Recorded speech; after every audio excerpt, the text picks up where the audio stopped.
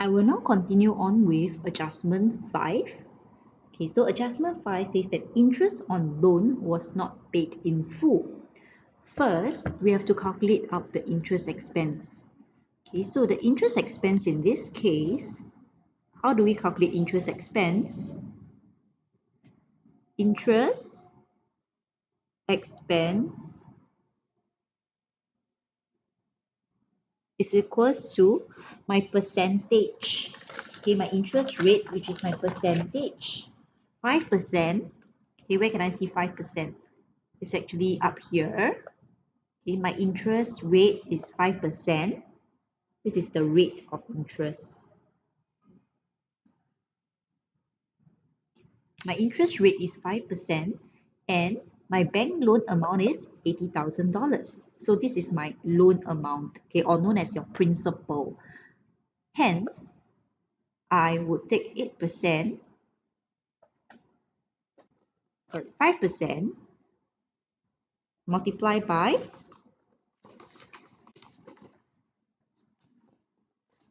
$80,000. Okay, and my value is actually $4,000. Okay, let's see whether they have paid an amount for interest. Okay, I know that my interest expense must be $4,000. Okay, but they have already paid. Okay, they have already paid $3,000. However, I must incur $4,000. Okay, this $4,000 is the amount that is incurred for that year itself. Right. So now I have $3,000 that I have paid, but I am supposed to pay or incur $4,000. Hence, there's an amount that is still owing. Okay, this amount that is still owing is $1,000 because I have not paid $1,000 yet. Okay, I'm still owing the bank $1,000. This $1,000 is also known as my accrued interest. Okay, accrued interest is the amount of interest that is owed to the bank, which is $1,000. Next, let's look at the subsequent adjustment. Okay, commission income of $800 was received in advance. Okay, this is a straightforward adjustment. So my amount that is received in advance is $800, which means that this value is actually for the next financial year. Okay, I have received, or the business has received $800 for the next financial year. Hence, I will deduct $800 from my commission income. Okay, because this is not earned for the current year. So I will subtract $800 and there's another account, okay, two accounts that are affected. So it's commission income received in advance, which is $800. Okay, which is $800.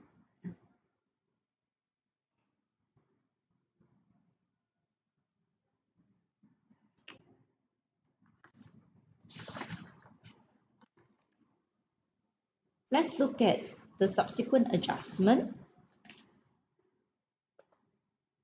Salary expense of $2,600 was outstanding. Okay, the word outstanding means that this amount is still owing. This also means that I am supposed to incur another $2,600 more. Okay, so I'm going to add to my salaries expense. Okay, I've paid $25,400. This is the amount that I've paid. I am supposed to pay another $2,600.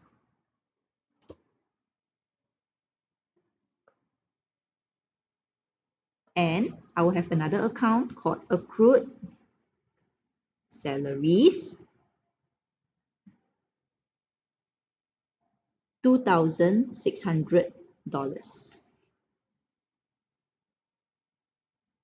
Let's look at the depreciation adjustment now. Okay, so depreciation policy is as follows. Fixtures and fittings at 10% per annum using the reducing balance method. Okay, so here we have the reducing balance method. Okay, let's do a quick recap. For reducing balance method, I would actually use the formula, which is my percentage times net book value, which is my percentage times cost minus accumulated depreciation. Let's look at the value above. What is the cost for fixtures and fittings? The cost for fixtures and fittings, okay, is actually $120,000. Accumulated depreciation for fixtures and fittings is $33,000. We are going to use these two figures, okay, for our calculations. So 120,000 and 33,000. Okay, let's calculate out. Okay, I will replace my value. Okay, my cost 10%. Okay, multiplied by my cost is 120,000. Okay, so write down 120,000. Sorry, it keeps jumping. Okay, 120,000 minus $33,000. Okay, key into your calculator, you should get the value. You should get the value $8,700. Okay. Okay, motor vehicles is at 20% per annum using the straight line method. So my motor vehicles is using the straight line method. Formula to calculate straight line, it's percentage times cost. Okay, percentage times your cost.